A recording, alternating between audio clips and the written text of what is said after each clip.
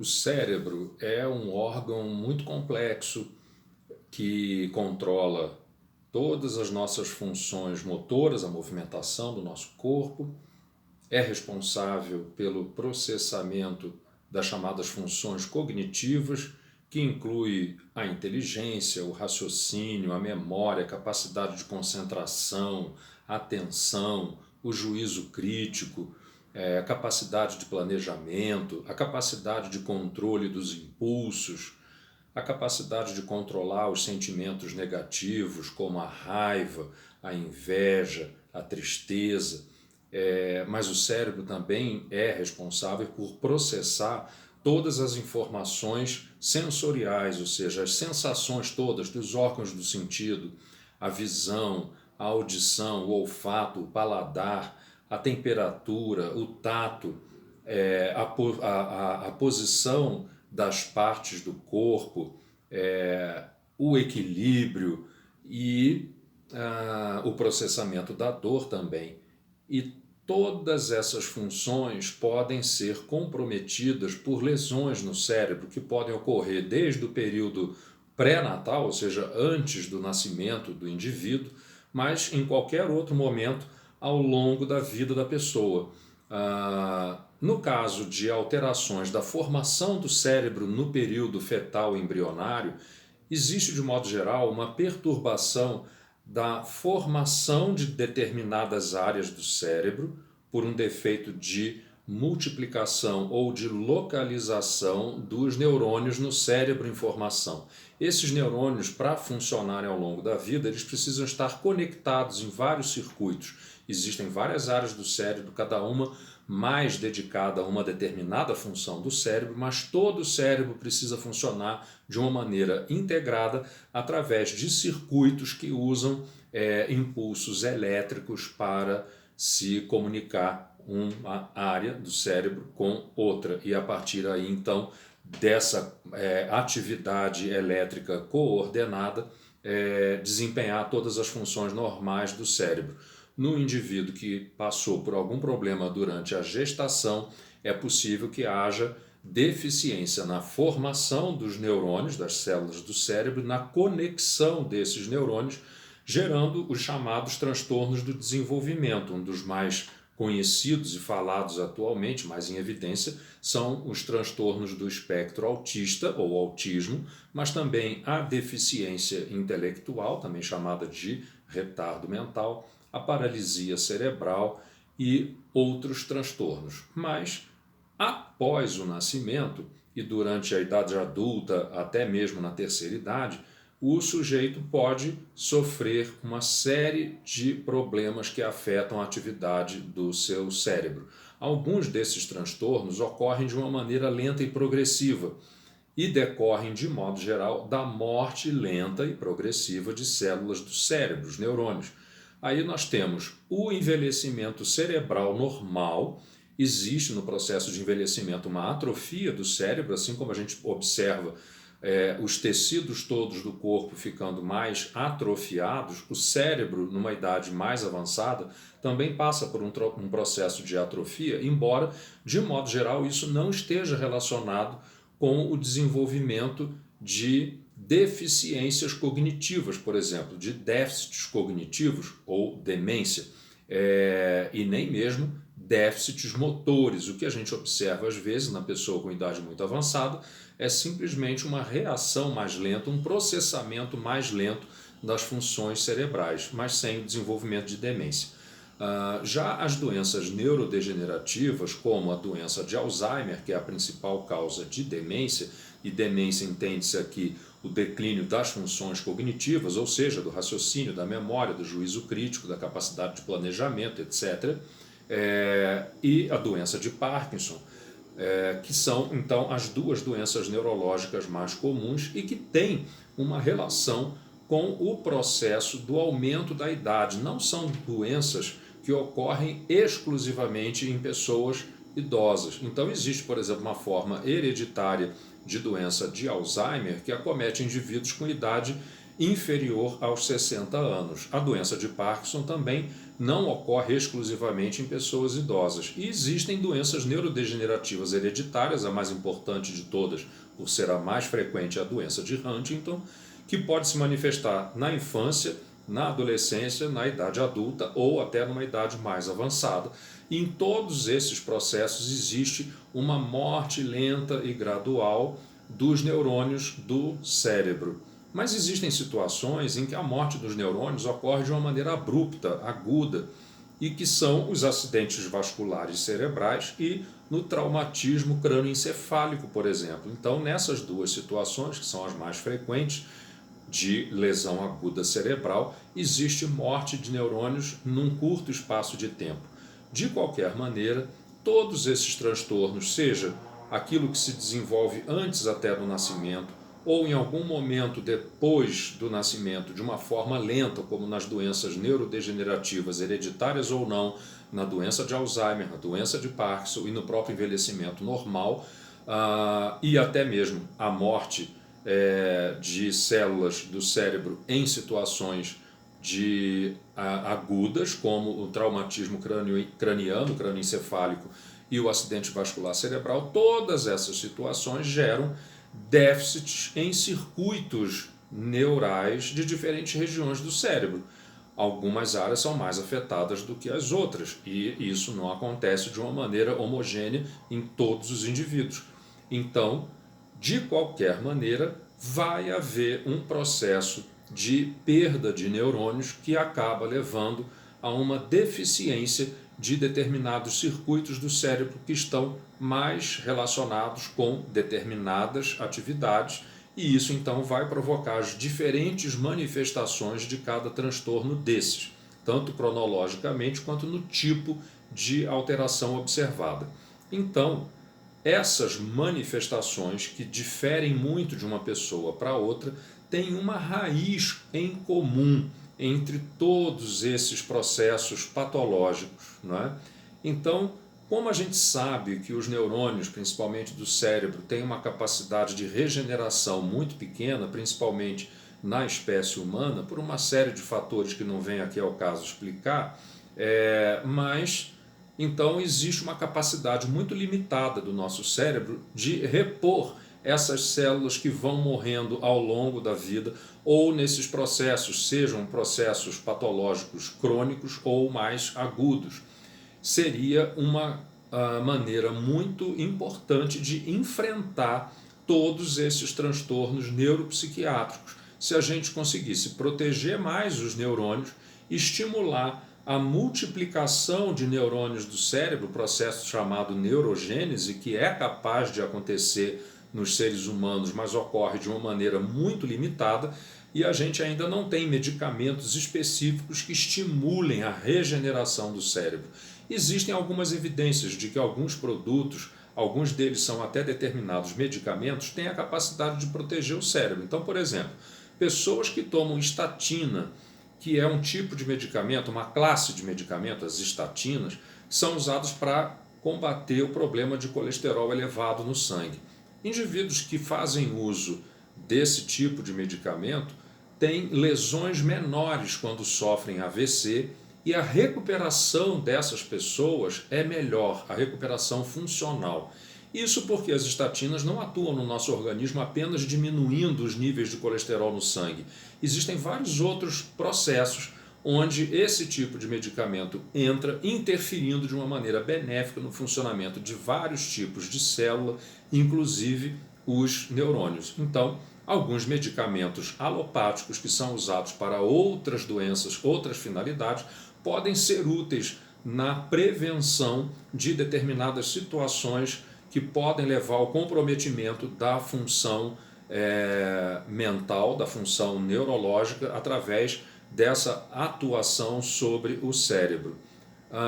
Existe já o conhecimento de que algumas substâncias, e que de modo geral são determinados suplementos nutricionais, têm a capacidade de, estudos feitos com animais, estimular a neurogênese, ou seja, a formação de novos neurônios. Esses novos neurônios poderiam, teoricamente, ocupar o lugar daqueles neurônios que morreram dentro desses diferentes circuitos do cérebro, ajudando então a restabelecer o equilíbrio funcional do cérebro como um todo, melhorando as manifestações dessas doenças crônicas ou desses processos agudos que são acompanhados de alteração da função cerebral. Mas, de modo geral, os tratamentos alopáticos que a gente tem para essa finalidade e para o tratamento de todos esses transtornos são de muito baixa eficácia. Então, existem medicamentos, por exemplo, para tratar a doença de Alzheimer. Esses medicamentos costumam funcionar em cerca de 20% das pessoas, trazendo benefícios significativos, mas como esses medicamentos eles fazem uma área do cérebro funcionar mais, mas não interferem no processo da doença, esse declínio funcional continua avançando. Então, aquela melhora que a pessoa teve inicialmente, depois de alguns anos de tratamento, ela se perde. E é por isso, então, que a doença de Alzheimer não tem cura e não tem um tratamento eficaz, assim como várias outras doenças neurodegenerativas, hereditárias ou não. Uma outra questão que é muito importante, além de proteger o cérebro para evitar danos de determinadas doenças e estimular a neurogênese, que é a reposição de neurônios perdidos durante esse processo dessas doenças, uma coisa que seria muito importante, uma estratégia muito importante, seria ativar a neuroplasticidade. E o que é então a neuroplasticidade? A neuroplasticidade diz respeito à capacidade que o cérebro tem de se adaptar a novas situações. E essa adaptação ocorre através de vários mecanismos diferentes. Um deles é o reforço das conexões entre os neurônios. Então, à medida que o indivíduo vai passando por processos de doença cerebral, existe uma desconexão. Os neurônios, para entrar nesses circuitos, eles precisam formar contatos, que são as sinapses. Essas sinapses podem enfraquecer com o tempo ou por causa das doenças que estão afetando o cérebro, e então esses contatos vão regredindo. Os prolongamentos dos neurônios que formam esses contatos regridem. Esse, inclusive, é um dos mecanismos principais da morte dos neurônios do cérebro. Antes desses neurônios morrerem, eles têm uma redução dos seus prolongamentos e essas conexões vão enfraquecendo. Um dos mecanismos da plasticidade neural é justamente o reforço, a aproximação e a formação de conexões que são mais firmes, que isso então tem a capacidade de provocar uma ativação melhor da atividade, a ativação dos circuitos cerebrais que estão sofrendo algum tipo de dano, deficiência, nesses processos degenerativos, nessas doenças neurológicas. Então, até mesmo no próprio envelhecimento normal. Então, mas a gente não tem medicamentos na medicina alopática ocidental que comprovadamente estimulem a neuroplasticidade, essa conexão maior entre neurônios. Um outro caminho muito importante da neuroplasticidade é encontrar caminhos alternativos que possam contribuir para a execução daquela função do cérebro que está prejudicada. Então é possível, como todas as estruturas do cérebro são muito integradas, é possível em determinadas situações muito específicas ativar determinadas áreas do cérebro que vão levar a uma compensação daquele déficit que se gerou num determinado circuito. Embora a gente não tenha medicamentos com essa capacidade, sabe-se que alguns fitoterápicos têm a capacidade de, em laboratório, em pesquisas com células e animais, estimular essa conexão mais acentuada, estimular o crescimento dos prolongamentos dos neurônios, e isso é a base da recuperação funcional em todos esses processos patológicos, desde o envelhecimento cerebral normal, passando pelas doenças neurodegenerativas crônicas, mas também os processos agudos como o AVC e o traumatismo craniano. Existem algumas evidências, inclusive, de que a aromaterapia, que é a inalação no ambiente, diferente de uma nebulização, de determinados óleos essenciais, que são substâncias muito voláteis, que evaporam com uma facilidade muito grande, e essas substâncias, ao penetrarem pela mucosa das vias aéreas, têm a capacidade de penetrar muito facilmente no cérebro e essas substâncias têm diversos efeitos no cérebro. Não são todos os óleos essenciais que têm utilidade no tratamento ou na melhora de sintomas de processos neurológicos, mas cada vez mais surgem pesquisas mostrando que determinadas substâncias presentes nesses óleos essenciais podem ser úteis no tratamento desses transtornos, nunca por via oral.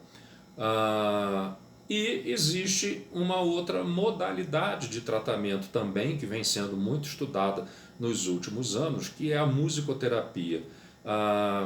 A musicoterapia é muito mais do que simplesmente colocar o indivíduo para ouvir determinadas músicas, relembrar músicas do passado, ser estimulado a cantar ou a dançar. Existe uma série de atividades que são feitas e podem ser feitas com as pessoas que vai muito além da audição passiva da música. E através principalmente da atividade motora que acompanha o ritmo e as lembranças, inclusive afetivas da música e a repetição rítmica, podem fazer com que haja uma estimulação mais abrangente do cérebro e que acaba contribuindo de uma maneira significativa para melhorar uma série de manifestações desses transtornos todos que afetam o funcionamento cerebral.